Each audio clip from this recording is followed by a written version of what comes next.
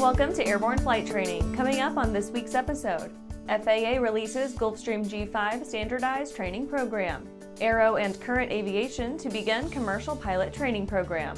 Embraer announces additional Praetor 500-600 full motion simulator. And I'm your host, Holland Lee. Let's get into today's stories. FAA releases Gulfstream G5 standardized training program. The FAA has released the first aircraft standardized training curricula for use in training G5 pilots in the employ of Part 135 operators. Part 135 pertains to companies that operate as non-scheduled, which is to say charter, air carriers. Part 135 regulations establish protocols for numerous safety and operational criteria, including aircraft maintenance, pilot licensing, crew duty and flight time limitations, and minimum insurance coverage. The standardized curricula concept was initiated by the Air Carrier Training Aviation Rulemaking Committee, an advisory body comprising experts from key sectors of the U.S. aviation community convened to discuss, prioritize, and provide recommendations to the FAA concerning operations conducted under Parts 121, 135, and 142. The committee's recommendations prompted the creation of the Training Standardization Working Group, an entity overseen by the FAA's Aviation Rulemaking Advisory Committee, and tasked with developing standard training curricula for use by operators utilizing the services of Part 142 training centers. As the first training curricula drafted by the TSWG, the G5 series program establishes the framework for development of all future programs. The FAA is beginning work to craft curricula for the next aircraft targeted for the program and ultimately intends to make available standardized training curricula for many aircraft commonly used in Part 135. And after the break, ASA publishes third edition of Pilots in Command. If it looks good, it usually flies good. The Bristol series of aircraft is proof of that. Furthering their legacy of safety and efficiency, Bristol is proud to feature the Rotax 915 IS Turbo in the current lineup of aircraft. The 915 IS Turbo power plant offers more power than ever before in a light sport aircraft. Learn more about Bristol at www.sportflyingusa.com. Throughout the globe, Piper Aircraft has hand-selected the very best in company representation, service, and support. From first inquiry to acquisition to product support, Piper Aircraft ownership is seamless and worry-free. Piper Aircraft authorized dealers, factory trained, factory connected.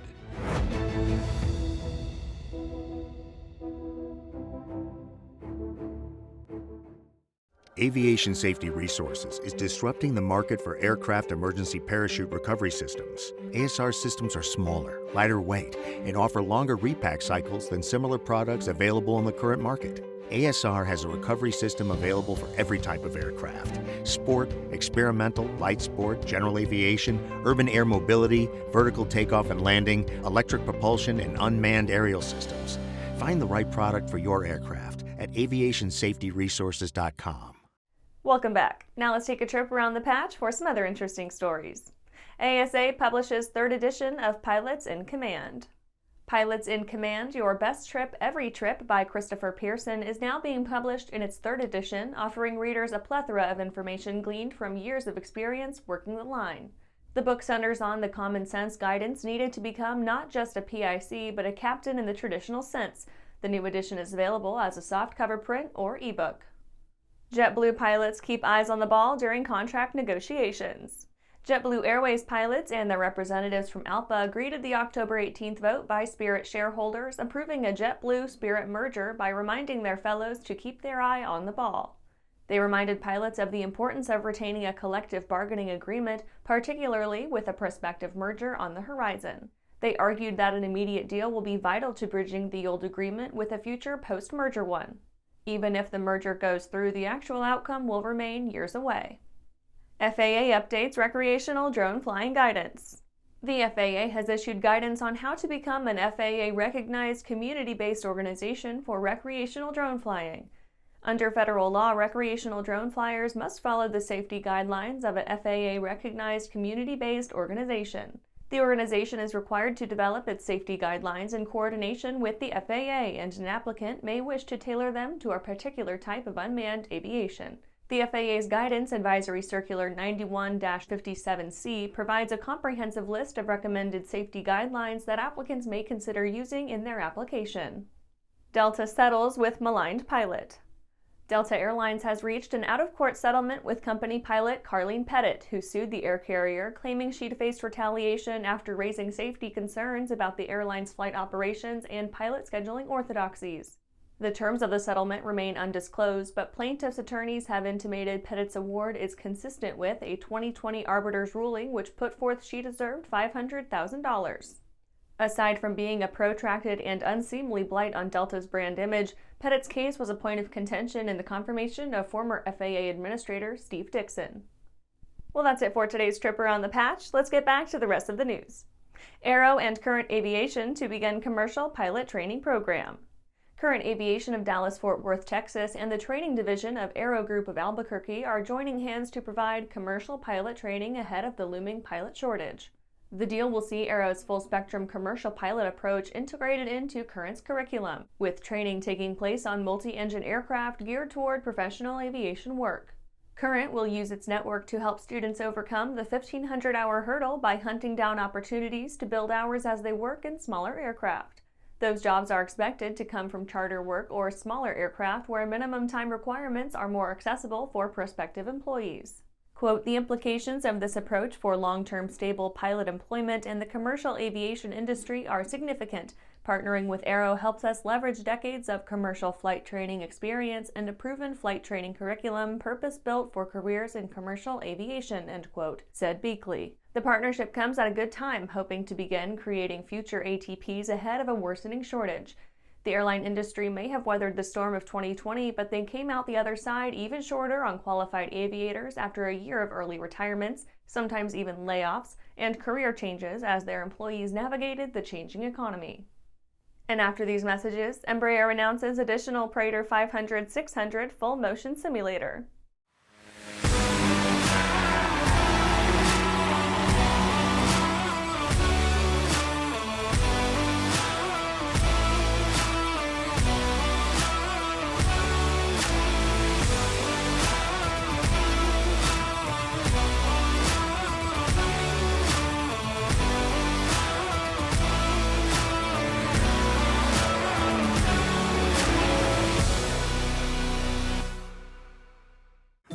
Well, hello, fellow pilot. I'm John King. And I'm Martha King. You know, we've all had our flying lives disrupted lately. Well, King Schools is here to help you stay up to date with courses that you can access on your desktop, iPad, or iPhone.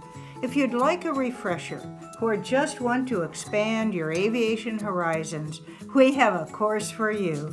So head over to kingschools.com/Rusty today for details. There's a difference between charting a steady course and pushing for the ceiling. And for nearly a century, Hartzell Propeller has been defining that difference. It's in our passion for engineering and research and our dedication to testing the limits of performance. We are built on honor. We are Hartzell Propeller. Welcome back. Embraer announces additional Praetor 500-600 full-motion simulator. Demand for training in Embraer's Praetor 500 and 600 jets has outpaced FlightSafety's current pair of simulators, leading them to plan for the type's growth by purchasing an additional unit for its Orlando, Florida location. Placing the new FFS in the school's Orlando facility will place it about an hour by ground from the Melbourne, Florida headquarters of Embraer Executive Jets. The area is a good fit given the high concentration of aircraft and operators. Quote, with Praetor jet deliveries increasing consistently, we have realized the need to offer additional capacity for training to our customers worldwide. The new full-flight simulator will provide Embraer's customers with the latest technological aircraft updates, bringing the highest level of service to the market, end quote, said Johan Bordes, President and CEO of Embraer Services and Support. Overall, the growth may prove to be outpaced if the Praetor jets prove fast sellers. The mid-size biz jets offer impressive range for their size, with 3,340 nautical miles for the smaller 500 and 4,018 nautical miles for the more premium Praetor 600. Modern flight decks and amenities make for a fashionable, comfortable, modern aircraft with a unified type rating between the two Praetor variants. And that's our show for today. You can catch episodes of Airborne on YouTube, Roku, or Fire TV. Just search for Aero-News or Airborne, and don't forget to follow us on social media. Thanks for watching.